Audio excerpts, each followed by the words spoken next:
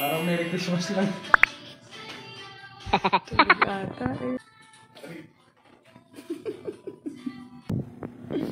Good morning.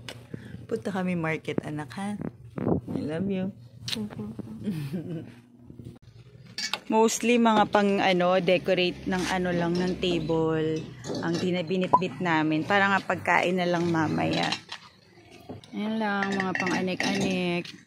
Tapos check namin ni John kung paano magiging setup namin dito sa resort mamaya. 2 o'clock pa naman mga sisang party, kaya lang pupunta pa kami ng ng palengke.